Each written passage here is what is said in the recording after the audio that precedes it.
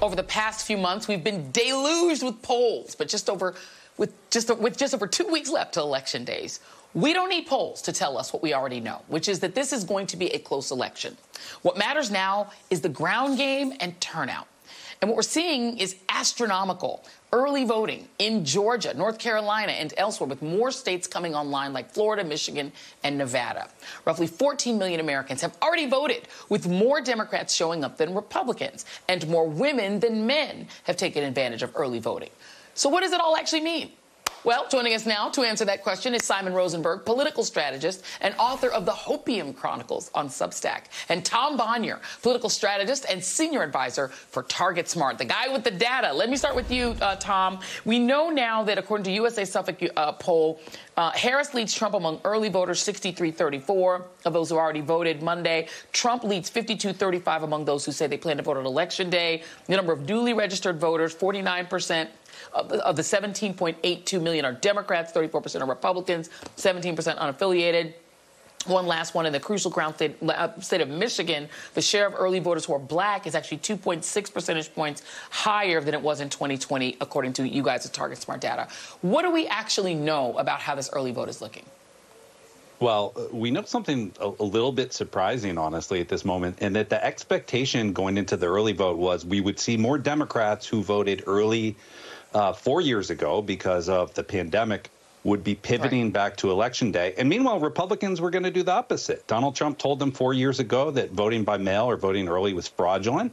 And we know they've invested significantly in moving their people out to vote early. When we look at these national numbers now, the Democratic margin is only 0.2 of a point behind. This is actually in the battleground states where it was at this point 4 years ago, which surprised me. It's being driven by good numbers, especially over the past weekend.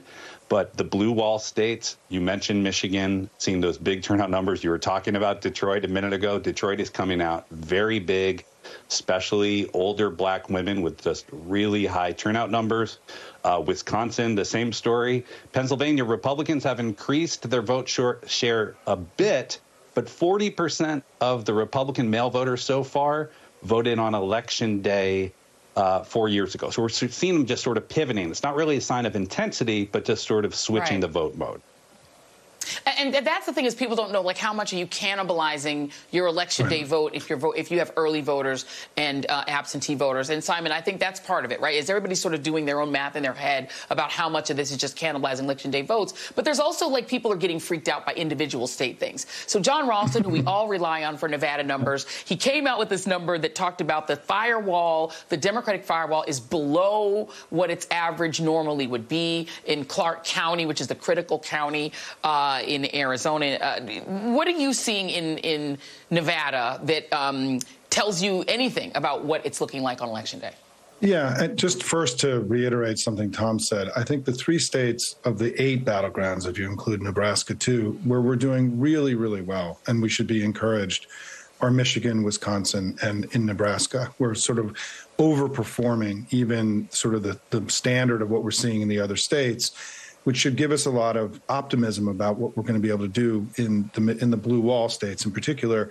You know, if you couple that with the Washington Post polling today, which showed the vice president ahead in Michigan, Pennsylvania, and Wisconsin, I think we should be optimistic. We have a lot of work to do. It's going to be really close. But these early data in the other states, the other 5 states, it's going to be a dogfight. You know, it's going to be, you know, the Republicans, as Tom said, have pushed some of their vote early. You know, we are not in some of these states. We've got work to do to get to where we want to be. But they're all competitive, Joy. It's what you said at the very beginning. This is a close election. And the thing is, we have a greater capacity to close in these last few weeks. We have more money, which means our ads are going to be reaching more people.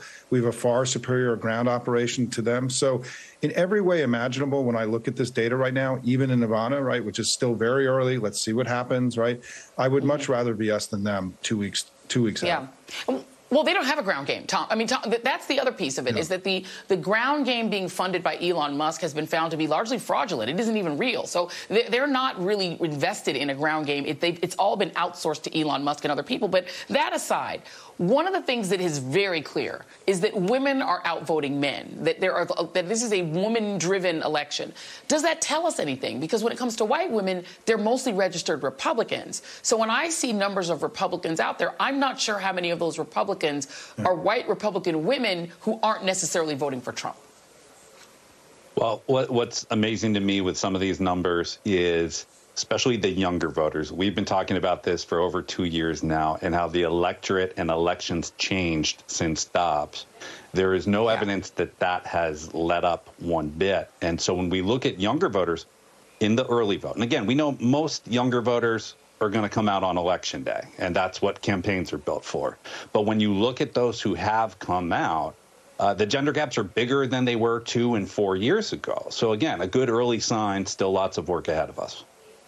Yeah. And so, Simon, what would you have something called the Hopium Chronicles, which people should subscribe to on your Substack. Yep.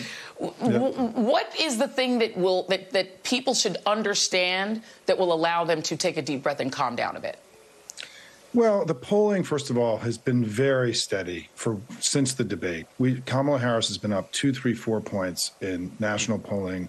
Things shifted a little bit at the end of last week. It's because the Republicans dropped a whole bunch of polls that moved the averages a little bit. Right, there is no real, yep. There's no real evidence the election is moving significantly. It's been remarkably steady, and the battleground state numbers still look very, I would again, I think they're better for us than they are. And as Tom has pointed out, we should be optimistic about what we're seeing in the early vote. 2024 is not going to look like 2020 and 2022. And those people who are trying to claim that Republicans are doing better. Yeah, of course they're going to do better. But we also may have this hidden vote in the unaffiliated, with some of our Dems registering as unaffiliated young people.